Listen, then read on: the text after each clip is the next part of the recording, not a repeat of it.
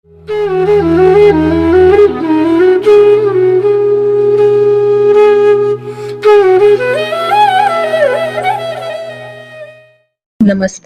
तत्वबोध सत्संग में आप सभी का स्वागत है।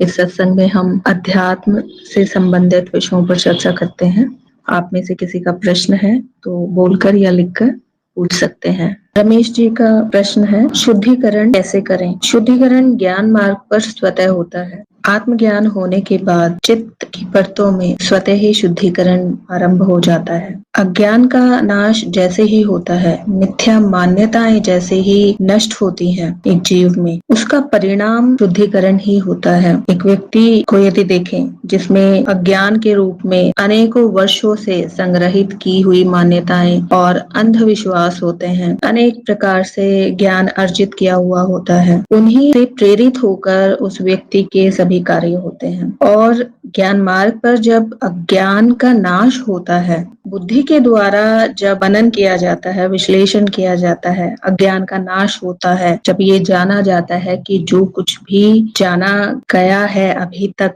वो सब अज्ञान था, उसका प्रभाव ऐसा होता है कि शरीर की सभी परतों में शुद्धिकरण आरंभ हो जाता है। ये स्वतः ही होता है। लेकिन आपने पूछा है इसको कैसे करें? तो प्रारंभिक स्थिति में जब ज्ञान मार्गी साधक को आत्मज्ञान होता है, अज्ञान का नाश होता है, तो चेतना स्वतः ही प्रकट होती है वैसे, लेकिन शुरुआत में साधना बताई जाती है कि साक्षी भाव एक साधक को बनाए रखना है। साक्षी भाव बनाए रखने का तात्पर्य यहाँ पर ये स्मरण रखना है कि मैं क्या हूँ, मैं शरीर या और किसी प्रकार की जो मान्यताएं पहले ग्रहण कर रखी थी एक जीव ने, वो सब नहीं हो। स्वयं के स्वरूप का बोध होने के बाद फिर से पुरानी चित्त वृत्तियां दोहराने लगती हैं और शुद्धिकरण के लिए वो अज्ञान फिर से उस अज्ञान से प्रेरित होकर कर्म ना होने लगे, उसके लिए वो स्मरण रखना होता है। जैसे ही पुरानी चित्तवृत्ति हावी होती है या उसे प्रेरित होकर कार्य होना शुरू होते हैं, तो वहां पर तुरंत स्मरण आ जाना चाहिए कि ये सब अज्ञान की वृत्तियां हैं, और वो स्मरण आते ही साक्षी भाव भी स्वतः ही आ जाता है। और जब चेतना होती है वहां पर शुद्धिकरण स्वतः ही होता है और अधिक विशेष कुछ करना नहीं होता है शुद्धिकरण के लिए।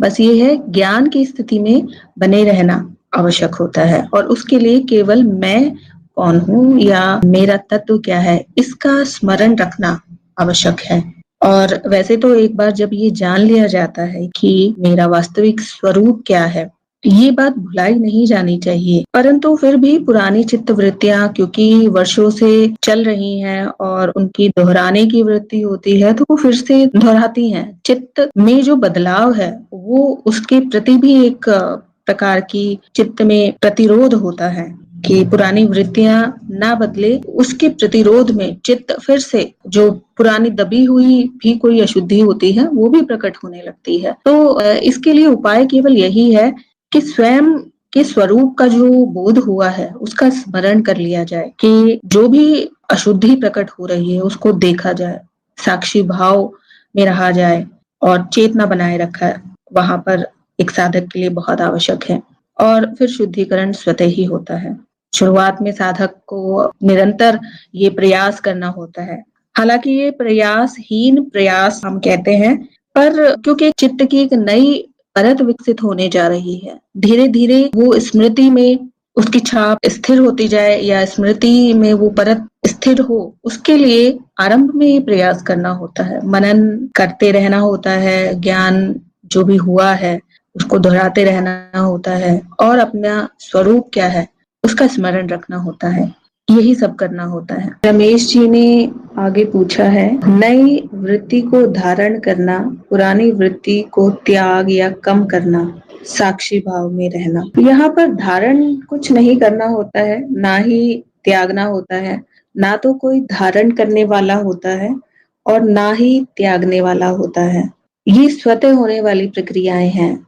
एक जीव में कुछ प्रक्रियाएं चल रही हैं और वो प्रक्रियाएं चित्त की वृत्तियां हैं। जीव भी चित्त ही है, विभिन्न परतें जहाँ पर सक्रिय हैं, विभिन्न परतों की प्रक्रियाएं चल रही हैं, और वहां पर अज्ञान भी है। जब उस अज्ञान का नाश होता है तो उन वृत्तियों में परिवर्तन आता है, जिसको हम शुद्धिकरण कह सकते हैं, और अधिक विकसित चित्त की परत बननी शुरू होती है। तो पुरानी वृत्ति जिसको आप कह रहे हैं, तो वो निचली चित्त वृत्तियां हो सकती हैं। जो व्याख्या है चित्त की परतों के आधार पर, वो हम निचली परतें या ऊपरी परतें कहकर उनको संबोधित करते हैं। वास्तविकता में ऊपर और नीचे कुछ नहीं है, बस कुछ प्रक्रियाएं हैं और वो चलती दिखती हैं। वो अज्ञान की प्रक्रियाएं अधिकतर मनुष्यों में दिखाई देती हैं, और जब उनका नाश होता है तो वो वृत्तियां धीरे धीरे कम होने लगती हैं और नई चित्त वृत्ति वहां पर प्रकट होने लगती है, और चेतना की परत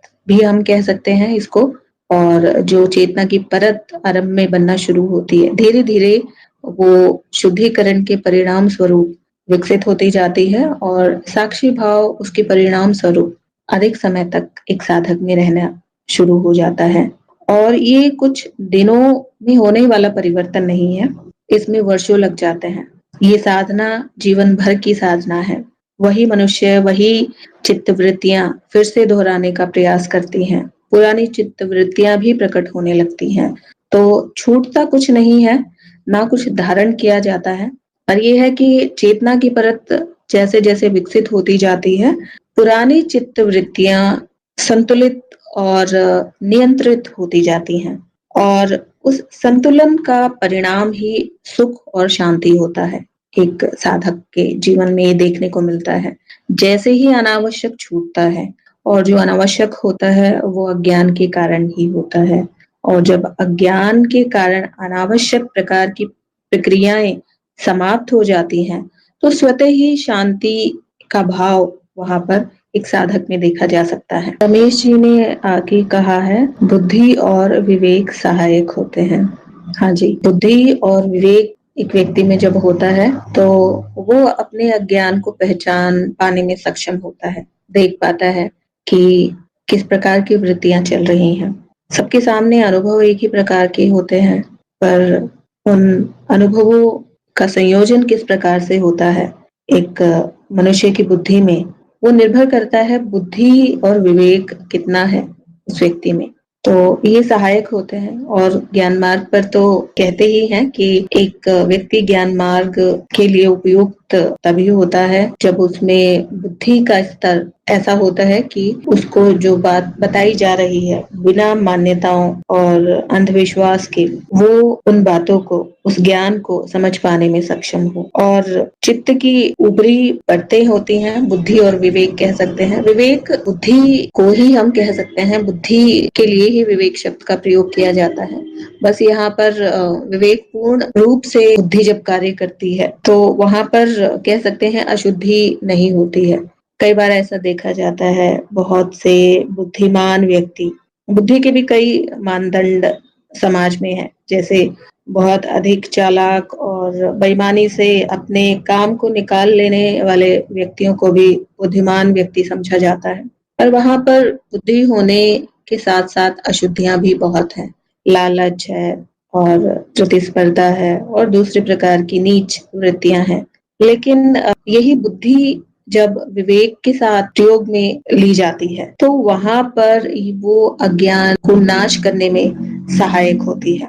तो बुद्धि का होना तो आवश्यक है ही, और विकास क्रम में हम पाते हैं कि जीवों में बुद्धि जहाँ पर अधिक विकसित देखी जाती है, वो जीव अधिक विकसित कहलाते हैं।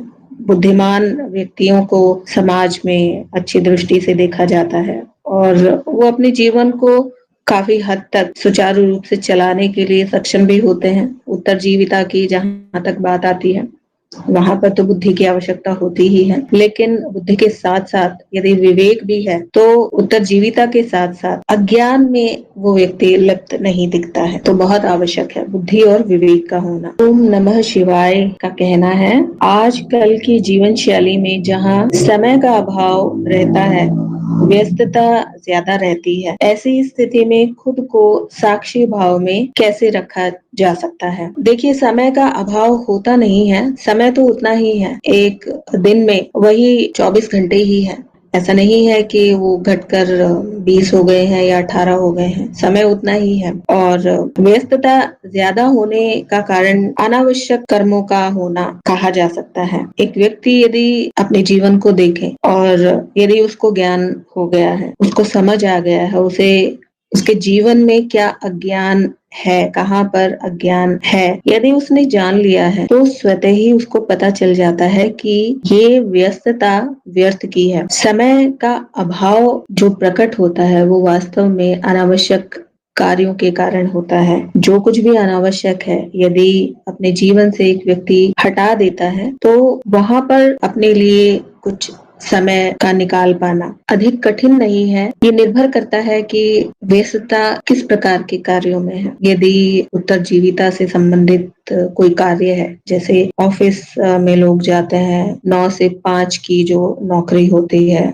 वो इस प्रकार की नौकरी करने के लिए बाध्य होते हैं बहुत से व्यक्ति, और जो कार्य उनको मिलता है उसको समय पे पूरा करने की जो एक समय सीमा होती है, उसी के अंतर्गत उनको वो कार्य करना होता है। तो इसको देखते हुए लगता है कि हाँ, जीवन बहुत व्यस्त है, समय का अभाव है। पर वास्तव में एक ज्ञानी व्यक्ति, एक साधक इस प्रकार की नौकरी कर ही क्यों रहा है? एक व्यक्ति का जीवन ऐसा नहीं होना चाहिए। वो किसी की नौकरी करने के लिए बाध्य नहीं होना चाहिए। जब ये जान लिया गया है तो इस प्रकार की अनावश्यक जीवन शैली स्वतः ही छूट जाती है। अधिकतर साधकों में मैंने देखा है अपनी नौकरियां छोड़ देते हैं, क्योंकि वो नौकरी फिर आसान नहीं होती है करना, किसी के आदेशों को मानना और अज्ञानी व्यक्तियों से घिरे रहना बहुत कठिन लगता है ज्ञान होने के बाद एक व्यक्ति को। तो ये आसान भी नहीं है कि जैसे ही एक व्यक्ति को ज्ञान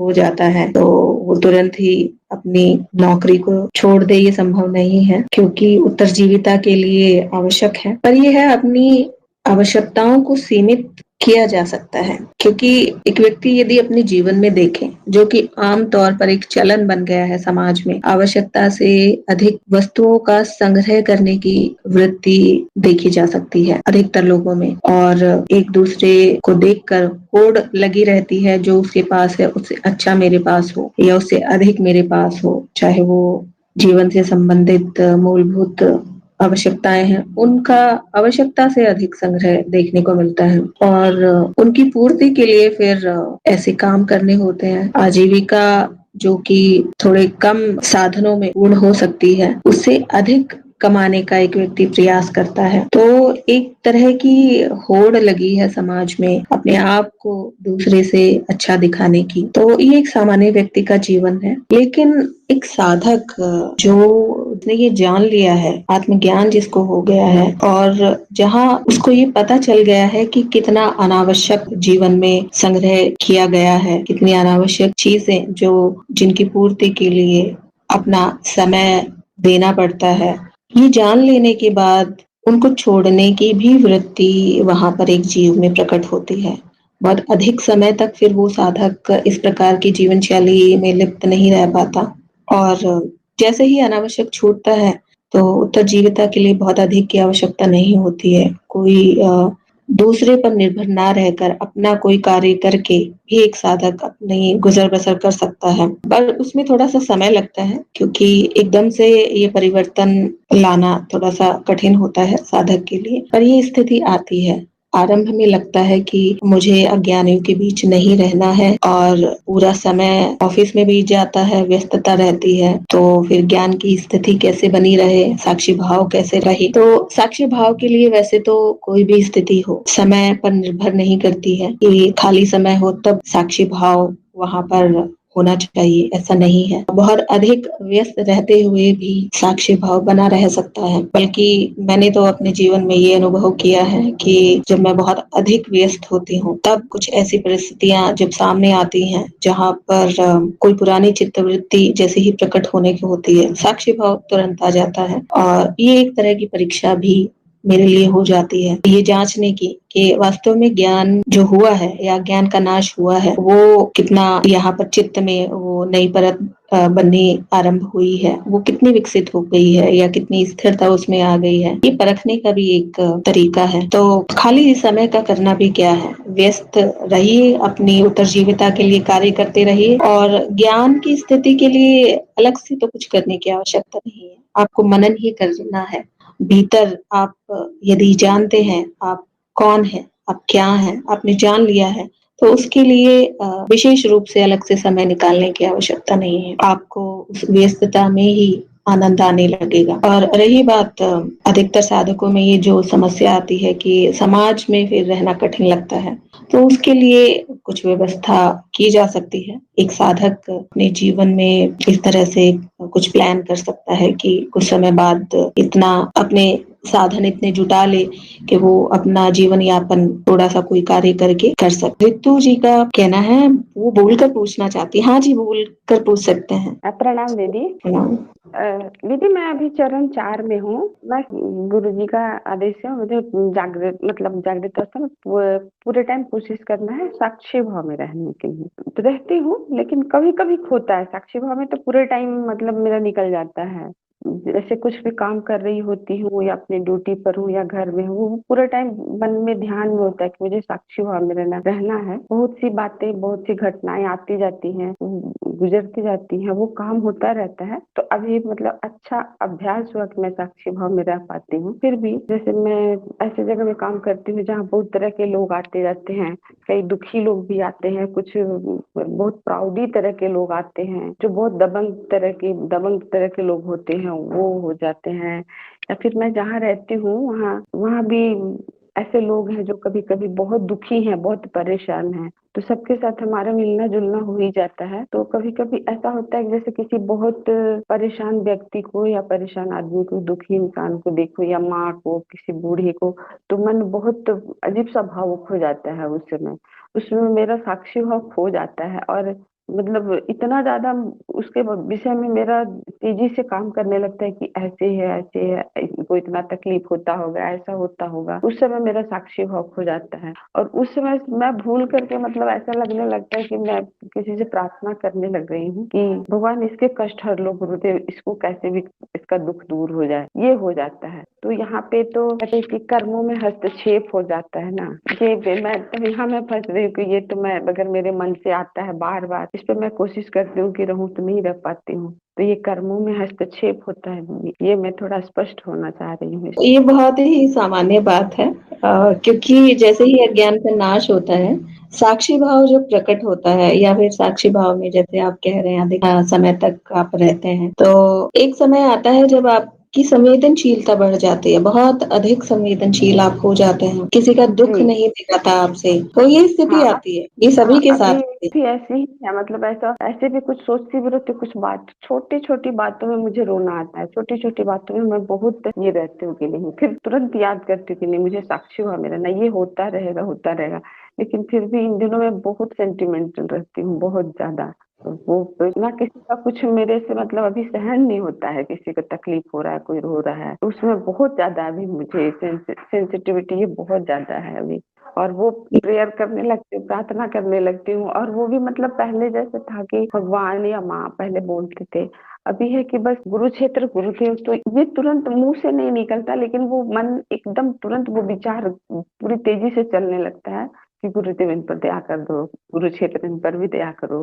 ये इतने अच्छा। या फिर जो दबंग टाइप के लोग होते हैं, वो बहुत बदमाशी करते हैं, तो थोड़ा वो हड़कंप मचाते हैं, तो भी मेरे मन में आने लगता है कि गुरुदेव इनको भी इसको अपने मार्ग पे ले आओ, इन पे भी दया कर दो।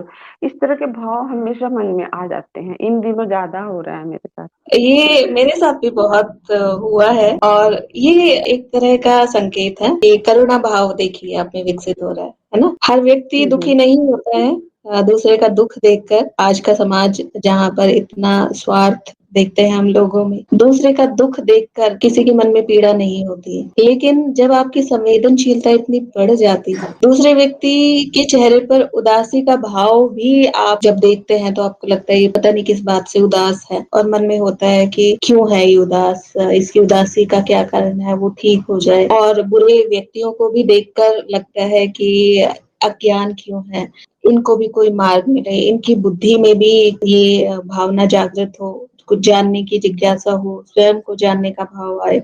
तो ये विचार आते हैं, ये बहुत सामान्य बात है। और ये करुणा भाव है आपके अंदर जो आ रहा है, और क्योंकि कई बार बहुत अधिक भी होता है जो अभी आपको जैसे लग रहा है, तो हो सकता है जो भावना की परत है आपकी वो अधिक वहाँ सक्रिय हो, तो इसमें कोई समस्या की बात नहीं है। तो उसको आने दीजिए और देखते रहिए जो भी हो रहा है माया में, सब कुछ स्वतः ही हो रहा है। और प्रार्थना का भाव आता है तो वहाँ भी आप कर्ता तो नहीं है, वो स्वतः ही आता है। मन में विचार चलने लगते हैं, भाव उठने लगते हैं कि इस व्यक्ति की समस्या का हल हो जाए, तो ठीक है सब, इसको चलने दीजिए। और ये भी एक तरह का शुद्धिकरण है। जैसे भावना की परत आपकी बहुत अधिक सक्रिय है और संवेदनशीलता तो बहुत अधिक बढ़ेगी। दूसरे व्यक्तियों के विचारों के विषय में भी आपको पता लगेगा। आपके नजदीक आते ही आप व्यक्ति का पता लगेगा, ये अच्छा है या बहुत अज्ञानी है या बहुत कोई ज्ञानी व्यक्ति है। इस तरह की बातें के ज्ञान में आती रहेंगी। तो इनको आनंद लीजिए, इनको देखिए, देखिए कितना परिवर्तन इस जीव में आ रहा है, कैसी कैसी चित्त वृत्तियां प्रकट हो रही हैं नई, या फिर जो पुरानी आपकी जो परतें हैं, चित्त की परतें हैं, उन्हीं से अलग अलग प्रकार के भाव आपको प्रकट होते दिखाई देंगे। और ये भी आएंगे और चले जाएंगे, और आप अप्रभावित हुए वहीं पर रहेंगे सदा, जो आप हैं। आपको कोई प्रभाव नहीं पड़ेगा। आप जो है वो आपको जो बोध हुआ है उसका स्मरण आपको रखना है। इन भावों को देखने वाले आप हैं, परंतु ये जो भाव है करुणा के भाव, उच्च भाव कहे जाते हैं, क्योंकि संवेदनशीलता का होना ये एक करुणा भाव को प्रकट करता है। तो ये अच्छा है, और आप प्रयास रखिए, स्मरण रखिए कि आप क्या हैं। इन भावों को उठते हुए देखने वाले आप हैं। जी दीदी, ऐसे मुझे पूरे टाइम याद रहता है, कुछ भी कर रही हूँ, कुछ भी काम कर रही हूँ, किसी से बात कर रही हूँ, ऐसे नॉर्मल हमेशा ध्यान में रहता है कि नहीं ये सब हो रहा है, बस कोई बात नहीं। कुछ कमी बेसी होता है वो भी ध्यान में नहीं आता, नहीं ये सब होना है चलो। लेकिन कभी कभी वो इतना ज्यादा मेरी सेंसिटिविटी बढ़ जाती है, इतनी अधिक कि मैं भूल जाती हूँ कि मुझे दुखी नहीं होना या रोना नहीं है। तो ये चीज मतलब बहुत पहले जब गुरुदेव से पहली बार बात हुई थी मेरी, तो पिछले साल वो मई के महीने में, उस समय से मतलब मेरे से वो बहुत कुछ अचानक सडनली चेंज हो गया था। जो मतलब जो 2-3 अध्याय मैंने पूरे किए थे उस समय, तो थोड़ा सा ज्ञान था वो बहुत क्लियर हो गया अचानक, और मेरे मन से बहुत कुछ निकल गया था जो अपने जीवन में किसी चीज को लेकर शिकायतें थी, बहुत दुखी थी, या जो मतलब बहुत सारी बातें थी कि मैं चाहती थी कि मुझे उनको सजा देना या उनसे बदला लेना है। वो अचानक ना मतलब थोड़े ही दिन में सब कुछ नॉर्मल हो गया, और एक क्षमा भाव आ गया, स्वीकार भाव आ गया कि नहीं ये होना था इसलिए हो गया, ये सब कुछ नहीं। लेकिन आज भी आजकल उन उन सब के लिए भी ये भाव आता है कि वो कितने गलत है, भगवान उनको भी क्षमा करना, वो उन्होंने जो भी किया। ये सब बहुत सारी बातें अभी मन में, इतनी सारी बातें आती है पूरे टाइम। तो मतलब हमको कुछ और नहीं, ये सब सारे जो सोचते रहते, लगता है कि मैं दूसरों के बारे में ज्यादा सोच रही हूँ, मुझे क्या करना वो कभी कभी मैं बहुत भूल रही हूँ। आपने करता कोई नहीं है। देखिए ये भी सब स्वतः ही हो रहा है, करता नहीं है। अहम फिर वहां चला जाता है, अच्छा मैं, मेरे अंदर ये भाव आ रहे हैं, पहले नहीं होते थे। और हाँ पहले नहीं और होते थे, है पहले ना, लेकिन हाँ आप ये भी तो देखिए कि आप वो लोग जिनसे आप बदला लेने की सोचते थे, आप उनके लिए भी आप करुणावश सोच रहे हैं, अच्छा भाव है। हाँ हाँ ये तो अच्छी बात है, ये तो विकास का एक संकेत है कि चित्त विकसित हो रहा है। और ये स्मरण तो आप जैसे कह रहे हैं आपको रहता ही है, आप कौन हैं, और ये भी ठीक। भाव दे रहेंगे। और चित्त की जो वृत्तियां हैं उन पर अहम भी जाता रहेगा, हमेशा अहम अनुभवकर्ता पर नहीं रहेगा, ये आवश्यक नहीं है। क्योंकि अहम का जो उपयोग है वो यही है कि जीव बना रहे, जहाँ कोई भाव उठा या फिर कोई कार्य हुआ वहां पर अहम की आवश्यकता होती है, उसको चले जाने दो जहाँ भी वो जा रहा है। पर ये है कि स्मरण बना रहे, ये भी शुद्धिकरण ही है एक प्रकार से, यही शुद्धिकरण की प्रक्रिया है, और कुछ नहीं होता। नए नए भाव प्रकट होते दिखेंगे, कई बार पुरानी कोई अशुद्धि है वो भी आपको प्रकट हुई दिखती है बहुत तीव्रता से। भूली हुई बातें, घटनाएं मुझे याद आती गई। और अभी इधर मतलब जब से मतलब परीक्षा के बाद जब मैंने साक्षी भाव में ज्यादा रहना शुरू किया, फिर मनन करना शुरू किया, तब से बहुत सारी बीती हुई बातें भी याद आने लगी। तो अब लगने लग गया कि नहीं, वो नॉर्मल था, वहाँ मुझे जो शिकायतें थी उतना वो ज्यादा वो मायने नहीं रखता, वो है नहीं।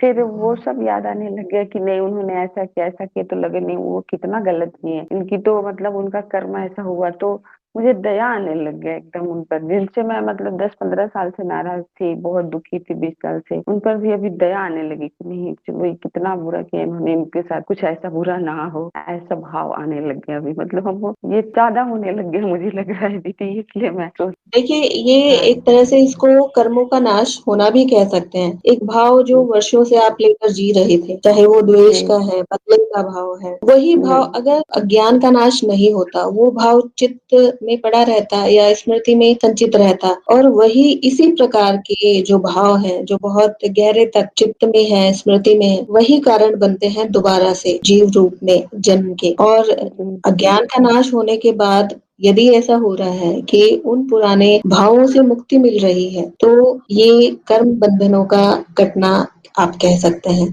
तो इनसे विचलित होने की आवश्यकता नहीं है। ये तो आप इनको देखिए, इनसे आनंद उठाइए। इन जो भी कुछ हो रहा है, जो पुराना आपके अंदर अशुद्धियां भरी हुई थी, एक प्रकार की अशुद्धियां ही है ये, भावनाओं की अशुद्धियां, मन में जी बहुत पुरानी बातें लेकर बैठे हुए हैं और वो निकल रही है, उनका रेचन हो रहा है। ये बहुत अच्छी बात है, इनको निकल जाने दीजिए। रमेश जी का प्रश्न है, भाव वृत्ति से मुक्त होना पड़ता है क्या, जो स्वतः ही होता है क्या? भाव वृत्ति से होने वाला कोई नहीं है और ना ही मुक्त होने की आवश्यकता होती है। जितनी भी चित्त की परतें हैं, उनमें जो प्रक्रियाएं हो रही हैं, उनमें से किसी से भी मुक्ति नहीं मिलती है, क्योंकि चित्त की विभिन्न परतें और उनकी प्रक्रियाएं ही मनुष्य है। मनुष्य शरीर जो है, उसमें जो प्रक्रियाएं हैं, वो चित्त ही है, स्वयं मनुष्य चित्त है। तो ना तो मुक्त होने की आवश्यकता है, ना ही उनको मुक्त करने वाला कोई है।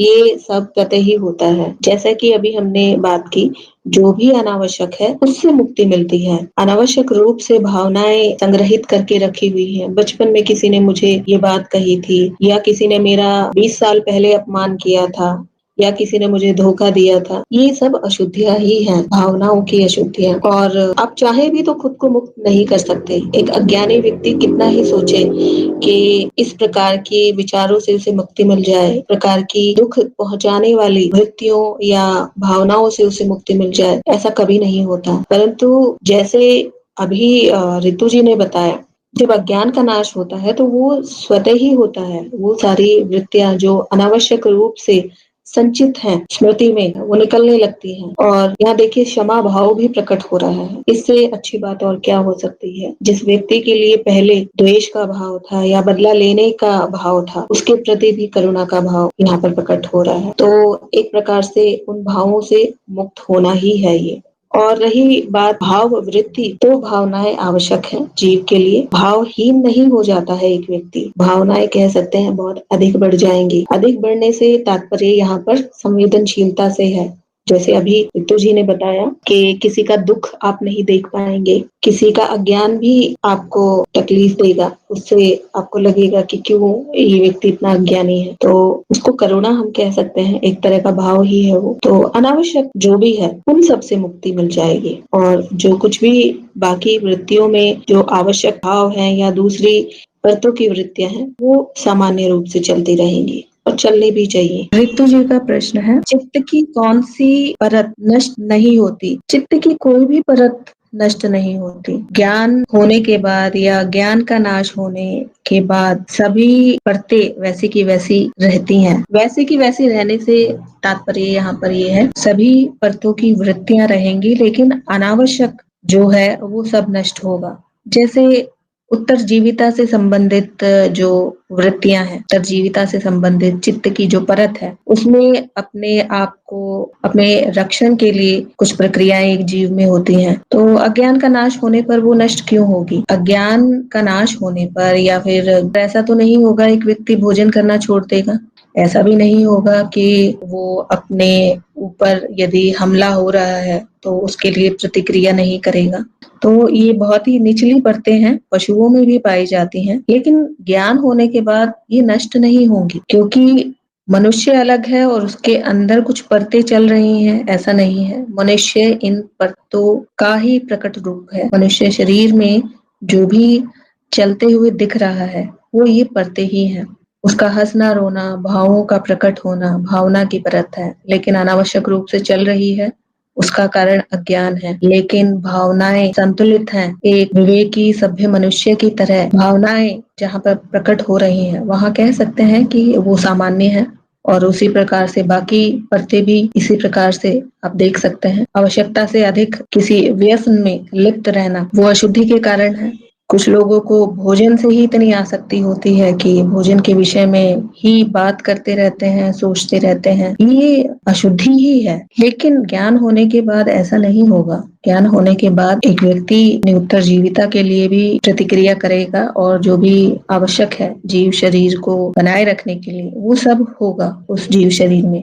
तो कुछ भी नष्ट नहीं होगा, बस जो अनावश्यक है वो समाप्त हो जाएगा। रमेश जी का प्रश्न है, कारण शरीर में पड़े संस्कार को नष्ट किया जा सकता है क्या? संस्कारों को नष्ट करने की आवश्यकता नहीं है। नष्ट करने वाला कोई नहीं है, ना यहाँ पर कोई करता है। संस्कार स्मृति को कह सकते हैं। जो भी कर्म हुए हैं एक जीव के द्वारा, संस्कारों के रूप में वो संचित होते जाते हैं कारण शरीर में, चाहे वो वासनाएं हैं या और भी प्रकार की स्मृतियां हैं जो कारण बनती हैं एक शरीर के प्रकट होने का, एक व्यक्ति के जन्म लेने का। और संस्कार यदि कहें वासनाएं हैं तो उन इच्छाओं की पूर्ति यदि एक जीव के द्वारा हो जाती है तो कह सकते हैं कि वो संस्कार नष्ट हो गया है। क्योंकि सामान्यतः कहा जाता है कि इच्छाओं की पूर्ति के लिए ही जीव प्रकट होता है, जो भी उसमें संस्कार पड़े हैं। और जैसे इच्छाएं पूरी होती जाती हैं, वो संस्कार भी मिटता जाता है, लेकिन नए संस्कार भी बनते जाते हैं। और ऐसा नहीं है कि कुछ सीमित प्रकार की वासनाओं के साथ एक जीव प्रकट हुआ है और उसे जीवन मिलते ही वो साधन भी उपलब्ध हो जाते हैं जिनसे वो अपनी इच्छाओं की पूर्ति कर सके। संसार में, माया में, जो कि बहुत ही जटिल है, अपनी इच्छाओं की पूर्ति करने के साथ साथ, जो कि सामान्यतः देखा जाता है इतना आसान नहीं होता है एक जीव के लिए, बहुत तरह की बाधाएं होती हैं। और उस जीवन में या अपनी उत्तरजीविता के लिए या फिर जीवन में और अनुभव होते हैं उस जीव शरीर के द्वारा, वो नए अनुभव बनते जाते हैं संस्कारों के रूप में, वहां पर स्मृति में इकट्ठा होते जाते हैं। भले ही पुरानी इच्छाएं यदि पूर्ण हो भी गई हैं, फिर से कारण शरीर में नए रूपों में नए वृत्तियां वहां पर इकट्ठा होती हैं और फिर से जीव प्रकट होता है उन नए संस्कारों के कारण। और ये चक्र इसी प्रकार चलता रहता है। माया अनंत है, अनंत काल से इसी प्रकार से जीव प्रकट होते रहेंगे। संपूर्ण रूप से संस्कार नष्ट नहीं हो सकते। और ये बहुत कम होता है कि जीव की जो इच्छाएं हैं, वो सभी इच्छाएं वो यहाँ से पूर्ण करके जाए। अक्सर होता ये है कि जब जीव का विकास इस स्तर तक हो जाता है कि वहां पर अज्ञान का नाश होने की संभावना प्रकट होती है, तो उसी स्थिति में ऐसा हो पाता है कि जो भी पुराने संस्कार एक जीव में प्रकट हैं या फिर और भी दबे हुए जो अगले जन्मों का कारण जिन संस्कारों को बनना है, वो संस्कार भी वहां पर नष्ट हो सकते हैं। ये एक साधक के जीवन में ही हो सकता है और यहाँ पर करने वाला कोई नहीं होता, वो स्वतः होता है। वो विकास की प्रक्रिया में एक प्रकार का चरण है। जैसे कि शुद्धिकरण जब होता है तो पुरानी बहुत से संस्कार प्रकट होने लगते हैं और पिछले उसी जन्म काल के पिछले सालों के कुछ संस्कार प्रकट होते हैं। इसके साथ साथ पिछले जन्मों के भी बहुत से संस्कार वहां पर प्रकट होने लगते हैं। तो ये निर्भर करता है साधक की प्रगति किस गति से हो रही है। बहुत अधिक तीव्रता से एक साधक के चित्त की शुद्धि हो रही है तो पिछले जो संस्कार हैं, जिनको कह सकते हैं जो लंबित हैं, अगले जीवन कालों के लिए जो प्रकट होने के लिए पड़े हैं, उनका भी इसी जीवन काल में प्रकटीकरण होने लगता है। और प्रकट होने के बाद जब वो प्रकाश में आते हैं, वो संस्कार या वो वासनाएं, वो इच्छाएं, तो उसका तात्पर्य ये नहीं है कि उनको पूर्ण किया जाए। उनका साक्षी भाव चेतना के प्रकाश में जब उनको देखा जाता है तो वो स्वतः ही नष्ट होती जाती हैं। ये आप अपने जीवन में अनुभव भी कर सकते हैं। कोई वृत्ति बार बार प्रकट हो रही है, कोई इच्छा बार बार प्रकट हो रही है, कई बार उस इच्छा को भोग लेने के बाद भी जीव में तृप्ति नहीं होती है, फिर से वही इच्छा पूर्ति उस जीव में देखने को मिलती है। लेकिन जब साक्षी भाव एक जीव में होता है तो चेतना के प्रकाश में जब कर्मों को देखा जाता है, चाहे वो इच्छा का उठना हो या फिर कोई कर्म हो रहा है उसको देखना हो, वहां पर संस्कारों का नष्ट होना कह सकते हैं कि संभव होता है। अन्यथा अज्ञान जब तक एक व्यक्ति के जीवन में है, उसे लगता है कि इच्छाओं की पूर्ति हो रही है, होने के बाद भी वो पूर्ति नहीं होती है और नए संस्कार और इकट्ठा होते रहते हैं। तो ये भी जब होता है स्वतः ही होता है। इसका सत्संग हम यहीं पर समाप्त करेंगे। सत्संग से जुड़ने के लिए आप सभी का बहुत बहुत धन्यवाद।